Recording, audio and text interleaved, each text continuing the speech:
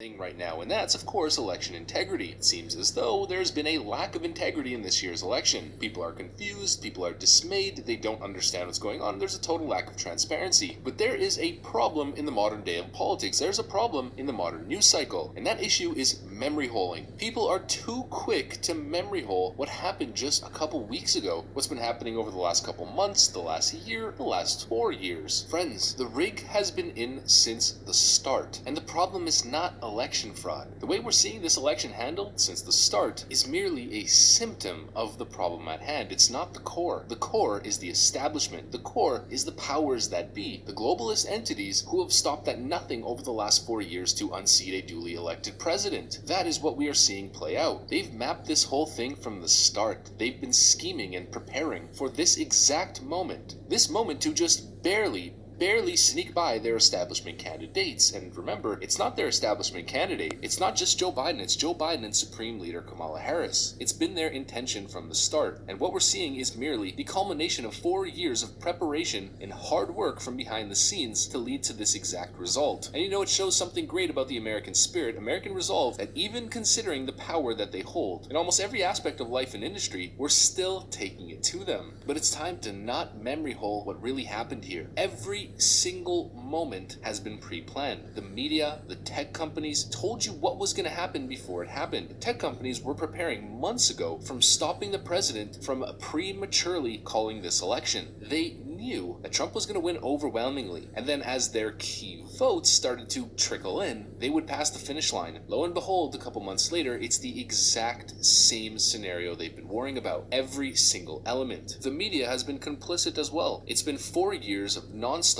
negative Trump, non-stop lies, theories, slander, phony dossiers, phony documents, phony allegations, phony scandals, cutting up his words to skew the context of what he says, pushing during the entire election season that he refuses to condemn white supremacy when he has for years, even on their own networks, condemned it more times than you can possibly imagine. Jake Tapper's doublespeak, saying the president never condemned white supremacy, backtrack a couple of months where he says the exact opposite. Jim Acosta, same thing. The president finally condemned white supremacists. And back in 2016 or 2017, he was singing a different tune. 2.5 years of Russia collusion. Trump is a Manchurian candidate. He can't be trusted. He's a domestic threat. He's working for the foreign adversary. Quick, elect Nancy Pelosi and the other House goons during the 28 midterms. And they worked actively, media and tech oligarchs hand in hand, to ensure that that happened. And that's exactly what happened here. Everywhere you go on Twitter, on any social media platform, at least every liberal social media platform, find out how you can register to vote, register to vote, register to vote, while simultaneously suppressing anything that comes from independent news sources or smaller, non-mainstream conservative outlets. Even Fox News isn't prioritized. They prioritize The Guardian above conservative media in the US. Think about that. Whenever you're searching anything, you always get The Guardian. They've altered search results. They've made it so that the low information, more apolitical voter is uninformed or is misinformed, while simultaneously screaming about misinformation coming from the president and the right side of politics. A stated mission of swinging votes, and they've successfully done it. Based on exit polling data from the 2020 election, Joe Biden won independence. And not only that, but the majority, or one of the biggest reasons for voting for Joe Biden, was a protest vote against the current president. The constant orange man bad all day long news media is the real problem. I mean, just think about how this election played out, pushing for mass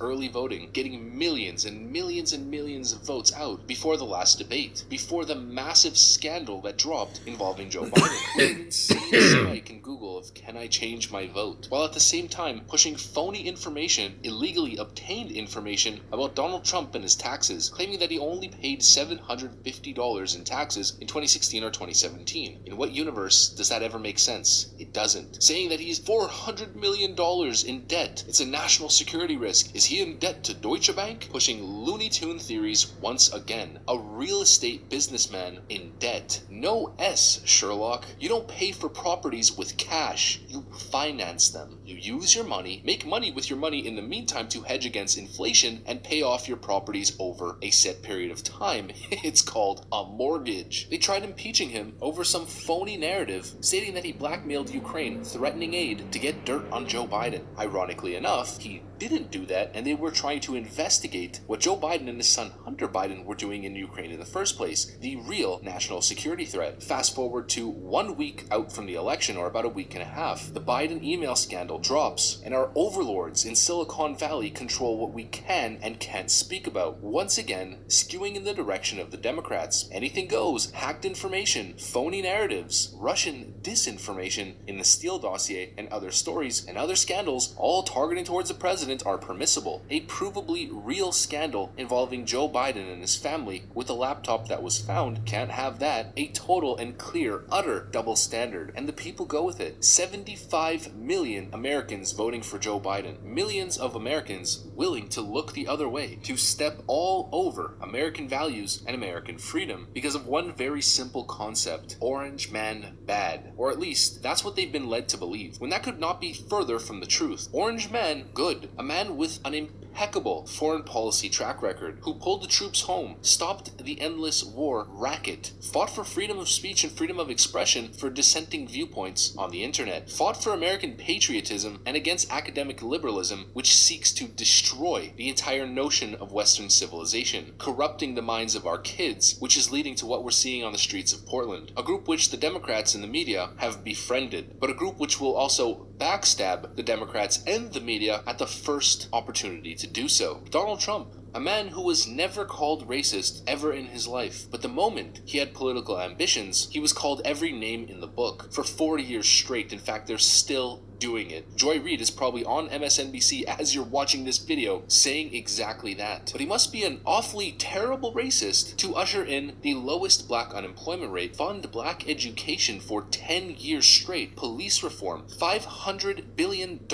invested in black businesses, opportunity zones. They call him a fascist when he's the only man who has stood by the Constitution wholeheartedly and appointing constitutional scholars to the Supreme Court who would interpret the law rather than mold the law around their activism. What they tell you and what he is could not be further from the truth. And once again, the Democrats and the powers that be, the establishment, who are a mere wing of the Democratic Empire, have sunk the fangs of propaganda into the necks of low information voters everywhere. That is the true election interference. That is the true disinformation campaign. And that was the biggest factor in what we're seeing in the 2020 election. But that is also what I got for you guys on this video. If you guys enjoyed it, then subscribe.